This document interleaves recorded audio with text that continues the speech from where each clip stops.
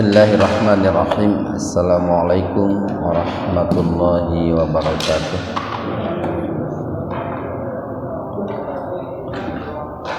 Innal hamdalillah nahmaduhu wa nasta'inuhu wa nastaghfiruh wa na'udzu billahi min syururi anfusina wa sayyiati a'malina. Man yahdihillahu fala mudilla lahu wa may yudlilhu fala hadiya lahu. Asyhadu an la ilaha illallah wahdahu la syarika lahu wa asyhadu anna Muhammadan abduhu wa rasuluh, amma ba'du. Hadirin ikhwatu iman jemaah kuliah subuh, mudah-mudahan senantiasa mendapatkan ridho dan ampunan Allah Subhanahu wa ta'ala. Pada kesempatan subuh ini, kajian tafsir di Majelis Tafsir Ilyin ini mengkaji surat Al-Baqarah ayat 181. Al-Baqarah ayat 181. Kita bahas tajwidnya dulu. Famam iklab, nun mati ketemu ba itu iklab.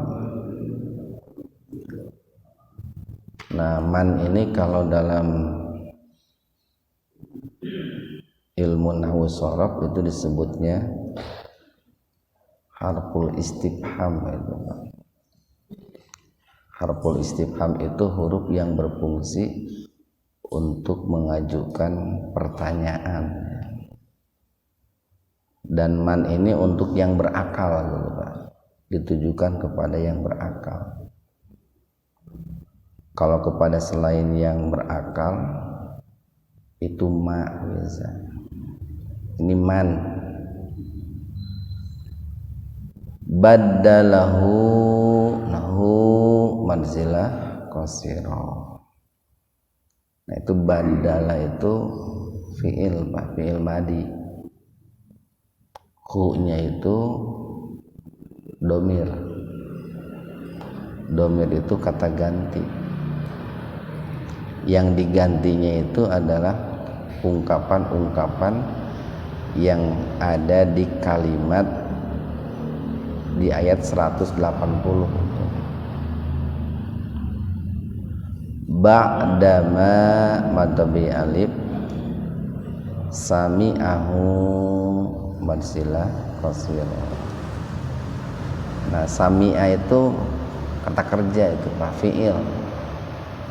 Fi'il itu artinya kata kerja. Fi'ilnya fi'il madi, menunjukkan telah itu, telah berlalu. Hu-nya itu sama domir itu. Domir itu kata ganti. Fungsinya domir itu untuk meringkas pembicaraan, biar tidak diulang-ulang gitu. Untuk meringkas pembicaraan. Fa innama, nah, fa-nya fa sababiyah ini, Pak. Innama harful qasr, huruf pembatas. Inna, nah, inna gunnah. Dalam ilmu tajwidnya inna itu gunnah. Ma'i, majais munfasil. Ithmuhu madsila qasira. Alalla, alalla alif lam samsiyah atau idgham samsiyah. Di matabiyah yubaddilu matabi waw. Nah, kalau mau berhenti di sini hanya disukunkan. Yubaddiluna gitu. Yubaddiluna. Kalau mau disambung boleh. Itu kan ada wakaf jaiz. Wakaf jaiz itu boleh berhenti, boleh bersambung. Kalau mau disambung menjadi madsilah tawilah. Madsilah tawilah itu lebih panjang dibacanya dari madsilah qasirah. Karena setelah madsilah qasirah ini ada hamzah. Jadi kalau disambung begini, yubaddilunahu inna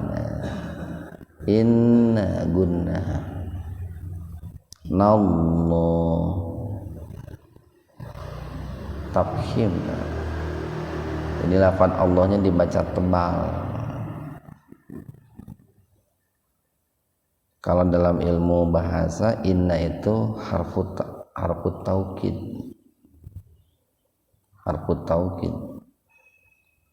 Kemudian Allah, nah itu Allah itu merupakan ini ismun nasab, isim yang dinasabkan oleh inna. Ciri nasabnya itu harokatnya fathah gitu. Harfun nasbin itu. Ismun nasbin itu. Jadi tidak bisa innallahi gitu dah. Karena ada inna itu. Sami madbi ya idhar khalqi alim mad ari disukun. Ikhwanu fiddin arsadakumullah. Ayat ini merupakan kelanjutan dari ayat 179. Yang kemarin dalam ayat 179 kita sampaikan firman Allah yang berkaitan dengan wasiat. Firman Allah yang berkaitan dengan wasiat. Yang kemarin kita sampaikan ini biar tidak salah pemahaman tentang wasiat ya. Jadi wasiat itu adalah ucapan yang disampaikan oleh seseorang yang akan meninggal dunia agar ucapannya itu atau pesan-pesannya itu ditunaikan setelah dia itu meninggal dunia. Nah, yang secara garis besar wasiat itu ada dua. Pertama ada wasiat yang berkaitan dengan harta atau barang atau materi. Yang kedua ada wasiat yang berkaitan dengan hal-hal di luar harta. Nah, untuk wasiat yang berkaitan dengan di masyarakat lebih banyak dimaknai atau dipahami kalau wasiat itu dikaitkan dengan hal-hal yang sifatnya non harta itu. Di masyarakat banyaknya dipahami seperti itu. Kalau wasiat yang berkaitan dengan harta biasanya disebutnya di masyarakat itu wakaf. Biasanya begitu. Walaupun sebetulnya wakaf itu merupakan bagian daripada wasiat sebetulnya. Salah satu bentuk wasiat itu adalah wakaf. Nah, untuk wasiat yang berkaitan dengan harta itu sudah barang tentu hal utama ketika pembicaraan wasiat berkaitan dengan harta, orang yang akan meninggal dunianya itu punya harta gitu kan. Sudah barang tentu begitu. Atau bisa dipastikan seperti itu. Orang yang akan meninggal dunianya itu memiliki banyak harta. Yang dalam ayat kemarin itu disebutkan orang yang banyak harta itu orang yang memiliki banyak khairan, memiliki harta kekayaan yang banyak. Nah, awalnya bagi orang yang memiliki banyak harta, ketika sudah datang tanda-tanda kematian itu hukumnya wajib awalnya Pak. Hukum asalnya itu dulu asalnya berwasiat itu wajib. Tetapi kan kalau dihukumi wajib itu bagi yang tidak berwasiat akan berdosa. Sekali lagi, kalau wajib jika tidak ditunaikan akan berdosa. Maka para ulama empat madhab, terlebih khusus Imam Syafi'i itu mengatakan bahwa pertama ayat 180 itu kedudukan hukumnya dihapus dengan ayat-ayat waris, Pak. Dihapus dengan ayat-ayat waris. Yang kedua, bahwa kedudukan hukum yang tadinya wajib itu turun menjadi sunnah gitu. Jadi orang yang banyak harta kemudian sudah terlihat ada tanda-tanda kematian, berwasiat itu hukumnya sunnah. Nah, kalau sudah sunnah kan lebih ringan, Pak. Kalaupun tidak, itu kan tidak berdosa kalau turun menjadi sunnah itu. Nah, cuman ada beberapa hal yang diluruskan itu dari ayat yang kemarin itu. Kalau dikompromikan dengan ayat-ayat waris, Pak. Apa? Satu. Berdasarkan hadis Nabi kan Rasul mengatakan begini, la wasiyata liwarisin. Tidak boleh berwasiat dalam hal harta, atau tidak boleh memberikan harta. Wasiatnya itu akan memberikan harta itu kepada ahli waris. Contoh begini nih, orang tua itu kan termasuk salah satu ahli waris, Pak. Itu orang tua itu. Nah, ketika anaknya hendak meninggal dunia, itu tidak boleh berwasiat kepada orang tuanya bahwa anaknya itu akan memberikan sejumlah harta kepada orang tuanya. Umpamanya begini, anak ketika sakit parah itu ya, lalu berwasiat kepada orang tuanya, ayah, ibu, nanti kalau sudah meninggal dunia, ayah dan ibu mengambil 1/4 harta saya. Itu nggak boleh, Pak. Kenapa? Karena ayah dan ibu kan nanti juga kebagian. Dia sebagai ahli waris kebagian. Nah, kalau itu dilaksanakan, Pak, mengambil 1/4, maka ayah dan ibunya itu akan mendapatkan harta melalui dua jalan. Satu, dia mendapatkan harta 1/4 melalui jalan wasiat.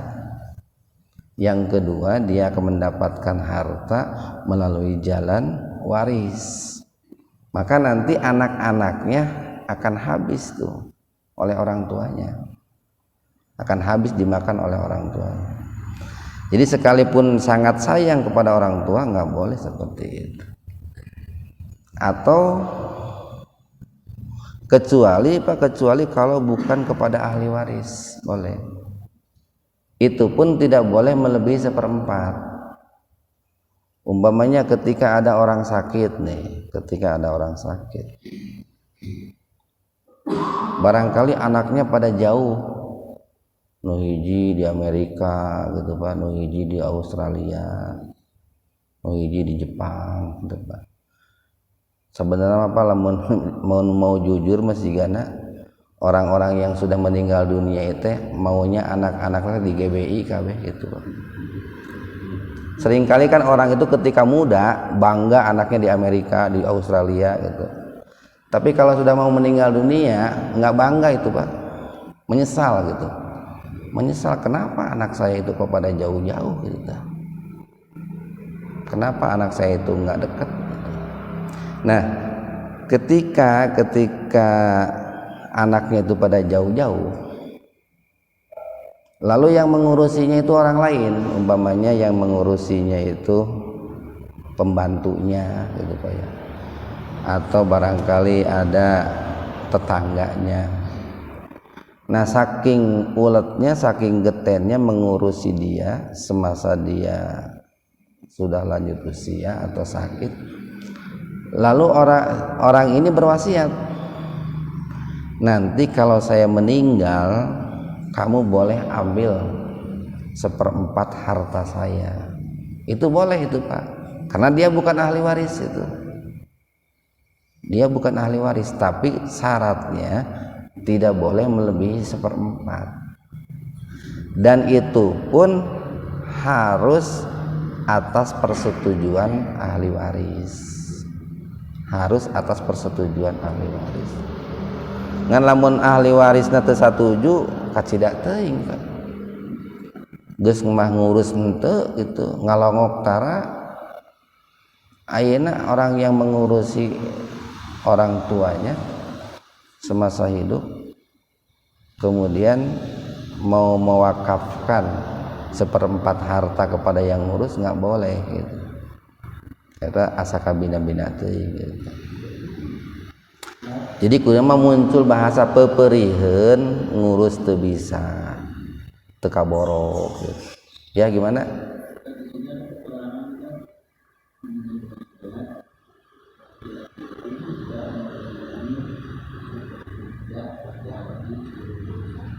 Iya maaf, wasiat itu tidak boleh melebihi 1/3 Pak. Ya gara-gara tadi bilang 1/4. Sama dengan wakaf Pak, wakaf itu tidak boleh melebihi 1/3. Jadi bisi bapak nanti banyak harta lalu ingin wakaf ke muhajirin, separuh harta nggak boleh itu, maksimal 1/3.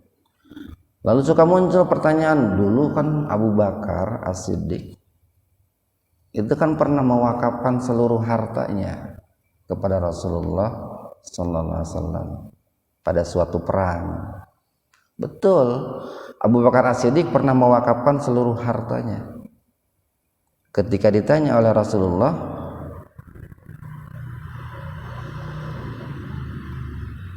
pada saat itu Abu Bakar As-Siddiq menjawab, kan Rasulullah mengatakan, wahai Abu Bakar, kenapa engkau mewakafkan seluruh hartamu? Lalu bagaimana anak istrimu? Abu Bakar waktu itu menjawab, anak istriku saya serahkan kepada Allah dan Rasulnya. Nah, itu perlu diketahui bahwa apa yang dilakukan oleh Abu Bakar itu dilakukan sebelum turun ayat tentang waris itu Pak. Sebelum turun ayat tentang waris. Nah, seperti itu. Termasuk hibah Pak. Hibah itu maksimal 1/3 itu. Nggak boleh hibah itu melebihi 1/3. Apa bedanya hibah dengan wasiat? Kalau hibah itu diberikannya semasa orang yang bersangkutan masih hidup. Saya mau menghibahkan harta saya kepada yayasan ini, kepada masjid ini, atau kepada saudara saya, kepada kakak saya, kepada anak saya. Nah, itu boleh maksimal 1/3 dan itu dilakukan masih hidup. Kalau yang namanya wasiat Pak, bicaranya ketika dia masih hidup, ditunaikannya setelah dia meninggal. Itu bedanya di situ. Tapi sama ukurannya maksimal 1/3. Nah, baik wasiat ataupun hibah ataupun wakaf itu kan statusnya orang yang bersangkutan melepaskan kepemilikan Pak. Kepemilikannya dilepas. Maka tidak boleh diungkit-ungkit lagi, tidak boleh ikut campur lagi. Suka ada orang yang hibah, yang wakaf, tapi ikut campur gitu kan. Padahal yang namanya hibah, wakaf itu pelepasan kepemilikan. Selama yang barang yang diwakafkan atau dihibahkannya digunakan dalam hal yang baik, yang benar, jangan ikut campur. Kecuali kalau ada penyimpangan, ada kekeliruan dalam pengelolaannya, baru boleh memberikan masukan, saran. Kan suka ada yang mewakafkan tanah untuk masjid,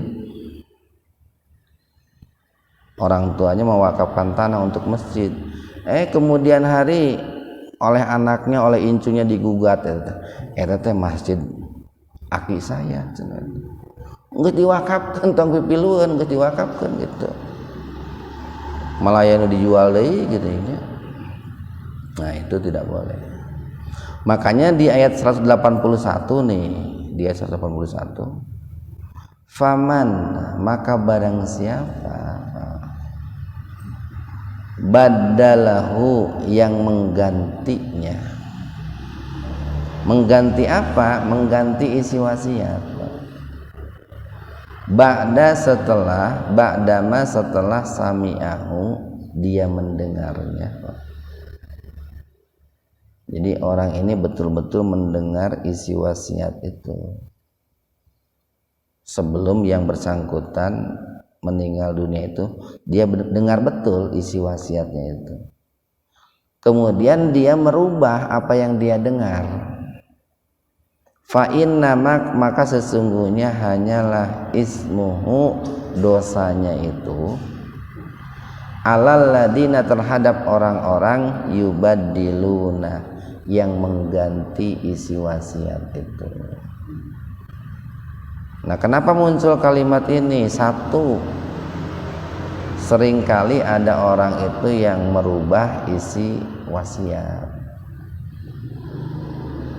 Suka ada lah orang yang merubah isi wasiat. Kemudian yang kedua, ada pemahaman di masyarakat bahwa ketika wasiatnya itu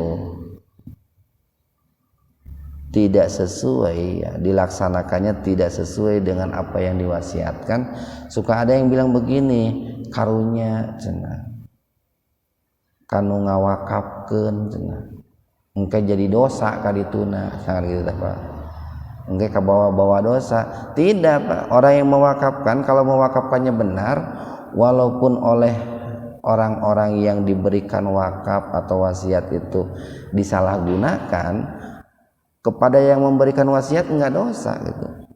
Yang dosa itu yang merubah itu Pak. Yang dosa itu yang merubah. Jadi umpamanya begini nih, seorang orang tua berwasiat, taruhlah kepada anaknya, nanti kalau ayah ibu meninggal, tolong nih ini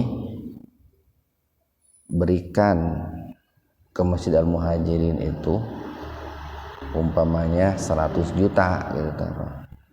Lalu oleh anaknya itu dirubah, katakanlah 100 juta itu udah sepertiga itu Pak, lalu oleh anaknya dirubah menjadi 75 juta.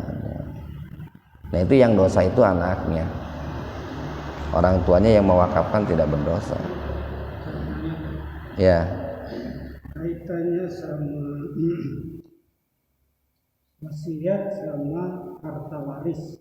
ya, Kan di masyarakatnya kadang ada yang bisa dibagi warisnya, ya, ada yang tertunda karena tidak sepakat.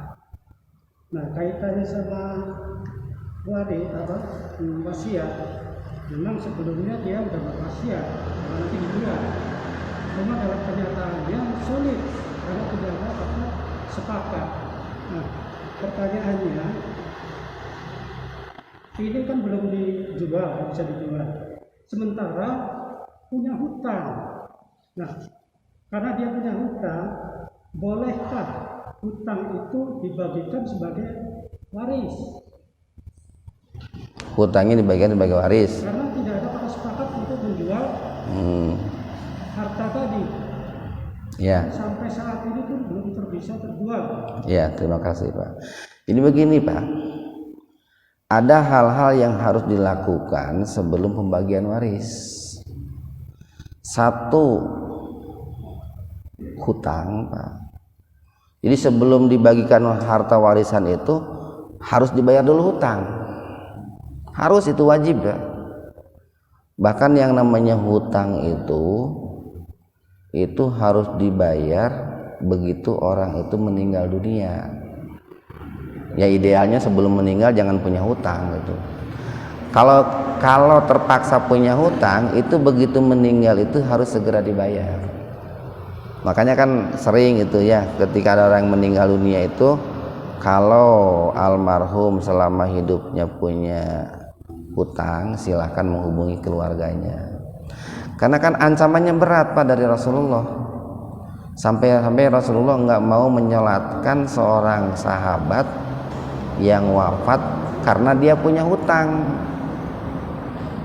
Rasulullah baru mau menyolatkan setelah hutangnya dibayar. Padahal ini sahabat ini orang soleh ini, orang soleh sekali. Nah, gara-gara punya hutang Rasulullah tidak mau menyolatkan. Nah, ketika almarhum ini memiliki harta peninggalan, nah lalu almarhum ini memberikan wasiat, kemudian juga nanti ada pembagian waris, maka urutannya begini, urutannya satu, bayarkan hutang. Bayarkan hutang Pak dulu, itu wajib, tidak ada perbedaan pendapat, bayar hutang itu wajib. Yang kedua baru wasiat. Kenapa yang kedua baru wasiat? Kan tadi sudah kita katakan wasiat itu kedudukan hukumnya turun dari wajib ke sunnah itu. Jadi jangan wasiat dulu baru hutang, jangan, atau jangan wakaf dulu baru bayar hutang. Hutang dulu. Nah, setelah hutangnya terbayar lalu ada wasiat, baru tunaikan wasiat. Cuman tadi wasiat itu tidak boleh lebih dari sepertiga dan harus atas persetujuan ahli waris. Harus atas persetujuan ahli waris. Nah, setelah itu baru dibagikanlah hartanya. Nah, seringkali di masyarakat itu ada kekeliruan.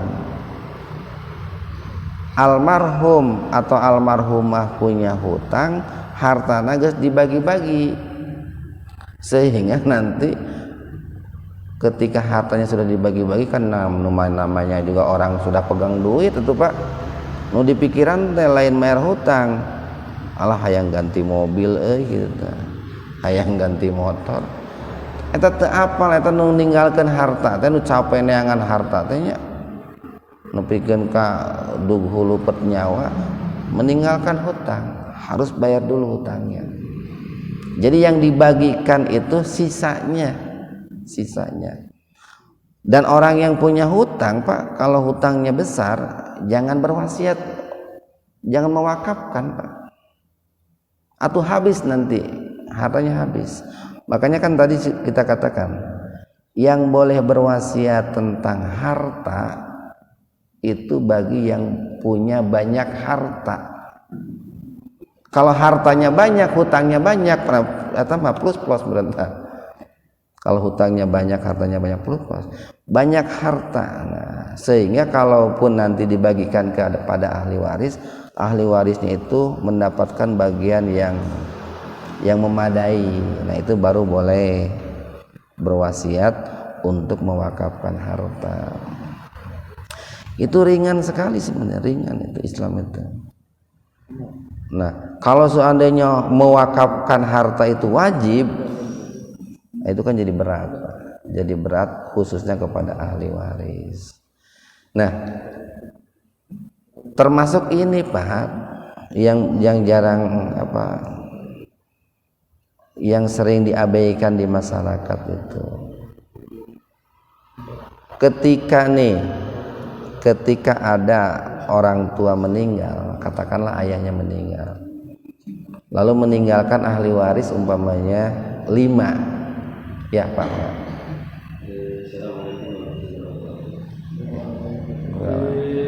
Saya mau bertanya, Ya, seorang dalam pernikahan masa lalu dia mempunyai 2 orang anak, ya, meninggalkan banyak harta. Nah, setelah perceraian, seorang itu tidak membawa harta yang setelah pernikahan pertama untuk anak-anaknya seluruh hartanya, barangkali yang berlimpah. ya, Nah, setelah dia menikah lagi, dia di dalam pernikahan yang kedua dia mempunyai harta juga. Apakah dalam pernikahan yang kedua ini pernikahan yang pertama mendapatkan waris juga, terus ke satu, terus kedua, bagaimana cara penyelesaiannya supaya dia meninggal sebelum meninggal bisakah dihibahkan untuk anak-anaknya atau seperti apa supaya tidak meninggalkan waris? oh iya. Terima kasih. Waalaikumsalam. Begini Pak, mana yang lebih, bagaimana hukum hibah? Hukum hibah itu boleh, dan itu dilakukan sebelum orang yang bersangkutan meninggal dunia. Nah, mana yang lebih didahulukan, apakah waris atau hibah? Yang lebih didahulukan itu waris Pak.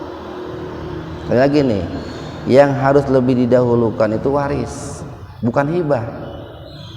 Kan sering ada orang yang melakukan politisasi dengan Allah. Kulantaran anaknya itu perempuan semua, dihibahkan weh cenah. Sablamun kalau nggak dihibahkan atau menggunakan hukum waris, nanti ada yang kebagian harta warisan di luar anaknya.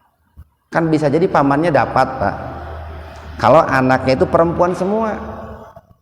Iyalah mun teu dihibahkeun engke si itu cenah bakal kebagian harta ieu cenah. Akhirnya dia berpolitik dengan Allah itu. Udahlah saya hibahkan aja ke anak saya. Akhirnya pas dia meninggal hartanya habis, si pamannya nggak kebagian. Itu politik itu, membohongi Allah itu. Jadi makanya ketika muncul pertanyaan waris yang didahulukan atau hibah, waris yang dahulukan. Jadi jangan sampai untuk menghalangi orang lain dapat harta karena anaknya perempuan semua lalu dihibahkan semasa hidupnya itu, sehingga pas meninggal dunia hartanya sudah habis. Itu seringkali orang seperti itu. Jadi hibah itu maksimal 1/3 itu maksimal itu Pak. Atau seringkali begini, ada orang tua punya anak 2, yang satu laki-laki yang satu perempuan. Karena orang tuanya lebih sayang kepada anak perempuan, nanti kan kalau dibagi waris itu kan 2/1. Anak laki-laki dapat 2 bagian, anak perempuan dapat 1 bagian. Nah, karena orang tuanya lebih sayang kepada anak perempuan, ayeuna mah cuang dibagi melalui hibah saja supaya kebagian rata. Yang perempuan dengan laki-laki kebagiannya rata. Sudahlah kita menggunakan model hibah saja. Nah, itu juga itu politisasi itu Pak. Jadi ada kecurangan di situ. Karena orang tuanya lebih memihak, lebih menyayangi anak perempuan, biar kebagian sama dihibahkan. Makanya dibatasi, hibah itu boleh jumlahnya maksimal 1/3. Dan hibah itu untuk anak laki-laki dan perempuan boleh sama Pak. Jadi kalau Bapak mau menghibahkan harta kepada anak laki-laki dan perempuan maksimal 1/3, jumlahnya boleh sama. Laki-laki 100 juta umpamanya, anak perempuan 100 juta boleh. Bahkan anak perempuan nih dalam hadis itu dikatakan boleh dalam hibah itu melebihi anak laki-laki. Tapi jangan lebih dari 1/3 Pak. Jangan lebih dari 1/3. Nah itu. Kemudian nih Pak, orang tadi kan menikah dalam pernikahan pertama itu punya anak. Nah itu. Nah mestinya Pak, harusnya nih Pak, sebelum dia menikah dengan yang lain itu dibagikan dulu hartanya Pak, bagikan dulu. Mungkin bakal pajuriwat itu Pak, bakal pajuriwat ketika dia menikah dengan istri yang kedua itu pajuriwat.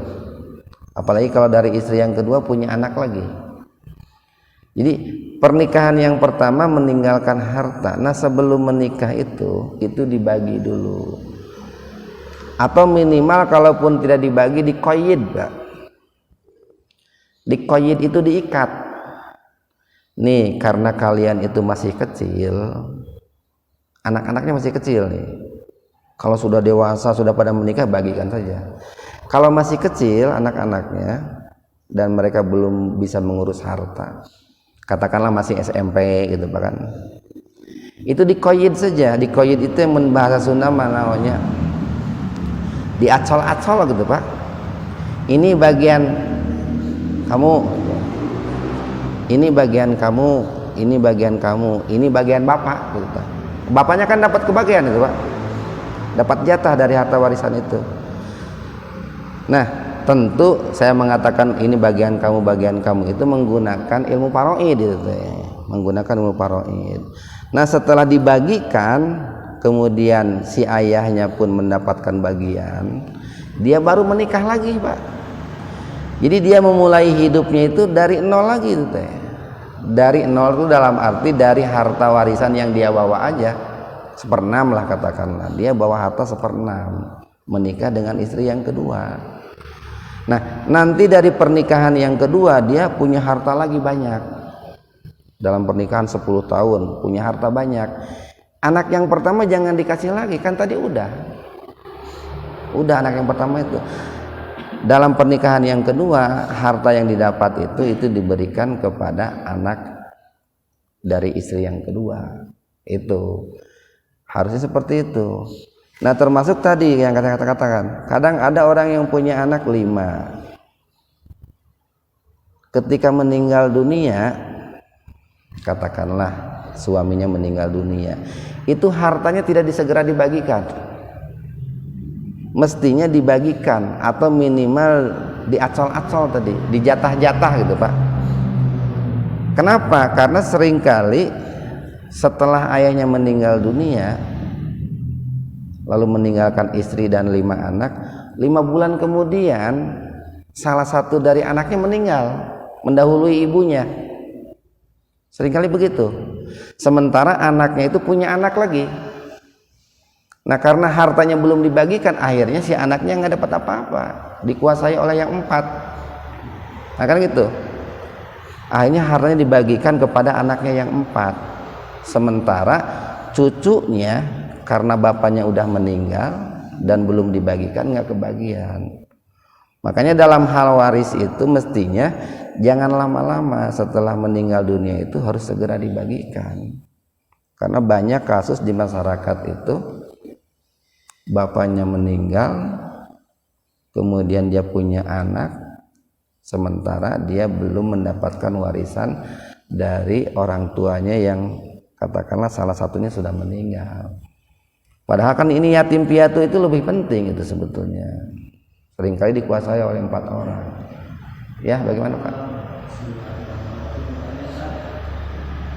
Bagaimana caranya memberitahu atau mengingatkan, karena kadang-kadang tidak enak ya, manakala kita punya saudara,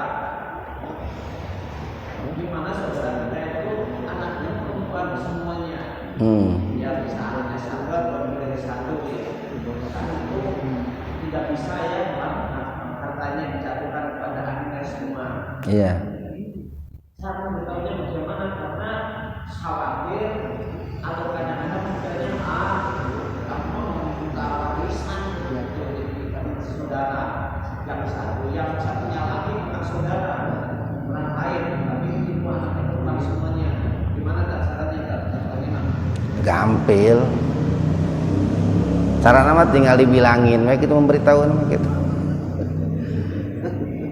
Jadi bagusnya begini Pak, kalau dalam hal waris itu kita memanggil orang pihak ketiga Pak, karena ini kan menyangkut masalah harta, sensitif Pak, sensitif. Sekalipun anaknya Ustadz kabeh Pak, bagusnya ngambil pihak ketiga. Sabab kita setan teta suka masuk ke dalam otak, sehingga seringkali Ustadz itu karena anaknya Ustadz kabeh itu menyalahgunakan dalil Pak. Lebih baik pihak ketiga diambil itu, pihak ketiga itu lebih aman. Nah, makanya bagi anak yang punya anak perempuan, anaknya perempuan semua nih Pak, kalau anaknya perempuan itu satu, ya anak perempuannya satu, dapat berapa tuh? Kalau anak perempuannya satu, separoh, setengah. Kalau anak perempuannya lebih dari satu, 2 atau 3, itu dapat 2/3 dari harta warisan itu. Nah, boleh semasa hidupnya itu nih, biar nanti tidak terlalu ini ya, kan pasti adalah rasa sayang orang tua kepada anak. Udahlah nih, semasa hidup itu anaknya disekolahkan sampai tuntas semuanya, hartanya kan berkurang tuh Pak, berkurang, habis pakai nyekolahkan anak. Kemudian setelah semuanya tuntas disekolahkan, diberikan hibah kepada anaknya, itu dihibahkan 1/3. Nanti begitu meninggal hartanya tinggal sedikit lagi. Nah, kalau anaknya 2 atau 3, kan yang tersisa sekian lah. Orang-orang di luar itu kan bisa mendapatkan, tapi hartanya tinggal sedikit. Umpamanya pamannya dapat, tinggal sedikit kan gitu. Cuman itu jangan punya niat yang buruk gitu Pak. Jangan berpolitisasi lah di situ. Karena kan Allah Maha tahu gitu Pak. Ya, kita lanjutkan Pak nih.